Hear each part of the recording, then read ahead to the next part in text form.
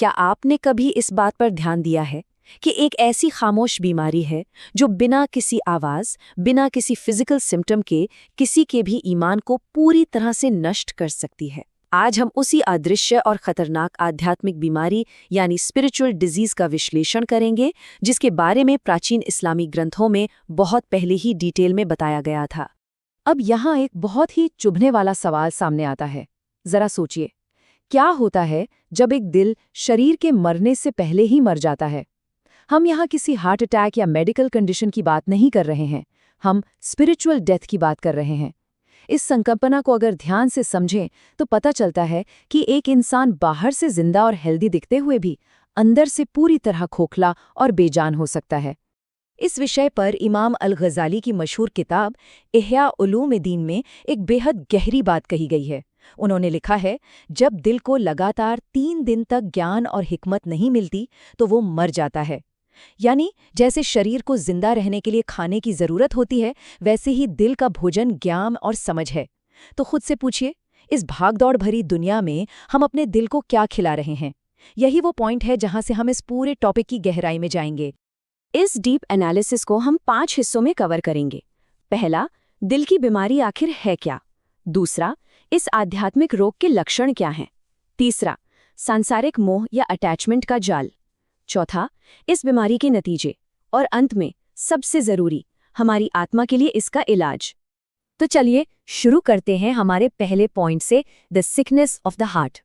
Classical texts जैसे कि तफसीर अल जलालैन के मुताबिक दिल की बीमारी असल में संदेह और पाखंड यानी डाउट और हिपोक्रेसी की वो स्थिति है जो दिल को बीमार करती है और ईमान को पूरी तरह से कमजोर कर देती है।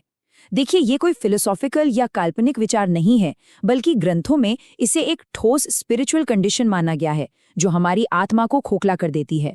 क्लासिकल टेक्स्ट और विद्वान इस विषय को बिल्कुल हल्के में नहीं लेते थे। उनके हिसाब से दिल की बीमारियां किसी शारीरिक महामारी या पैंडेमिक से भी ज्यादा खतरनाक होती हैं। क्यों?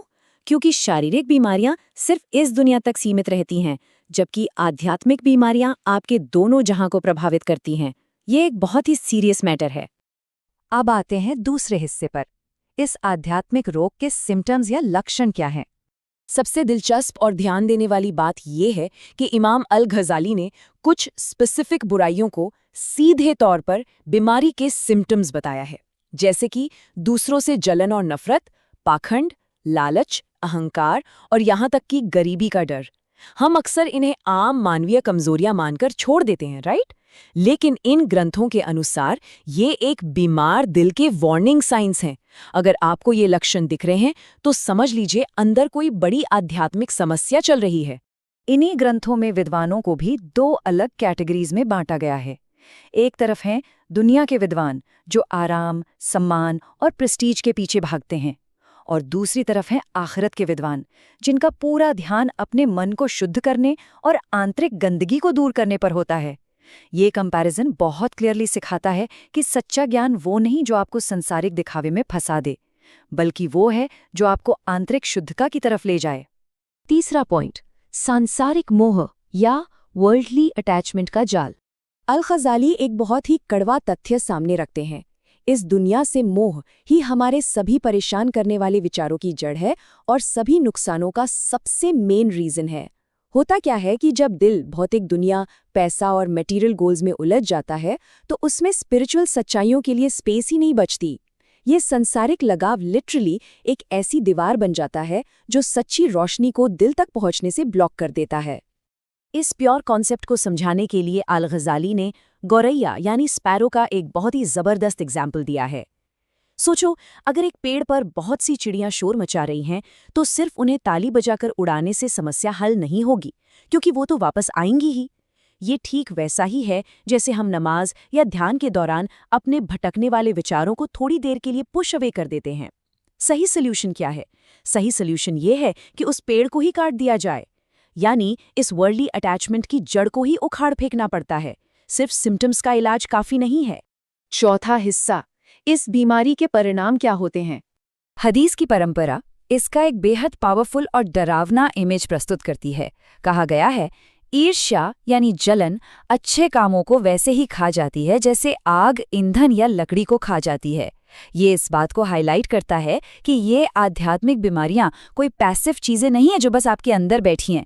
ये बहुत एक्टिवली विनाशकारी हैं। एक बीमार दिल आपके पिछले किए गए सारे अच्छे कामों को जलाकर राख कर सकता है। क्लासिकल टेक्स्ट में उन लोगों के लिए उजाड़ और निराशा के दिन की कड़ी चेतावनी दी गई है जिनके दिल कठोर हो चुके हैं। अगर दिल सच्चाई को स्वीकार करने से पूरी तरह ब्लॉक हो जाए और ये बीमारी अपनी जड़ें जमा ले, तो नतीजा क्या होता है? दोनों जहां, इस दुनिया और आखिरत का आखिरी और संपूर्ण नुकसान। उनका संदेश बहुत साफ है। अपनी आत्मा की उपेक्षा या निग्लेक्ट करने का एंड रिजल्ट बेहद भयानक होता है। और अब आखिर में 5वां हिस्सा, हमारी आत्मा के लिए उपाय और इलाज क्या हैं? इन ग्रंथों ने जहां बीमारी बताई है, वहीं इसका इलाज भी दिया है।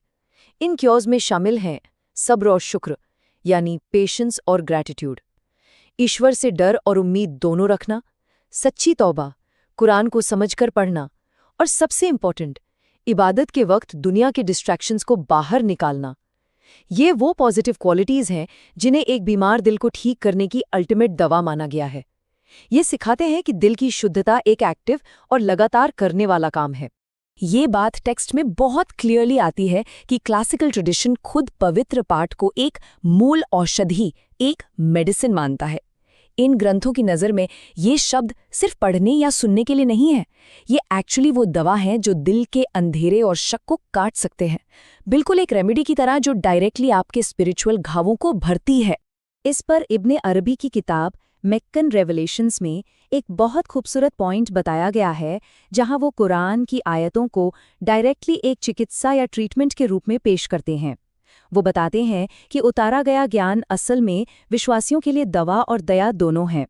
एक तरह से समझ लीजिए, ये स्पिरिचुअल टेक्स्ट्स एक ऐसी क्लिनिक की तरह काम करते हैं जहां आपके दिल की सर्जरी शब्दों के माध्यम से होती है, बिना किसी सर्जिकल टूल के। तो आखिर में इस पूरे विश्लेषण का सबसे महत्वपूर्ण टेकअवे क्या है? जैसा कि हमने शुरू में पूछा था, अगर ज्ञान और हिकमत दिल का भोजन है, तो इस शोर शराबे, सोशल मीडिया और स्क्रीन से भरी आधुनिक दुनिया में हम अपने दिलों को क्या खिला रहे हैं? क्या हम इसे सही नरिशमेंट दे रहे हैं या खोखले प्रपंच से भर रहे हैं? ये सवाल मैं आज आपके सोचने के लिए छोड़ रही हूँ, क्योंकि इस बीमारी से बचने का पहला कदम ही यही है कि हम इस बात पर नज़र रखें कि हमारा दिल कंज्यूम क्या कर रहा है।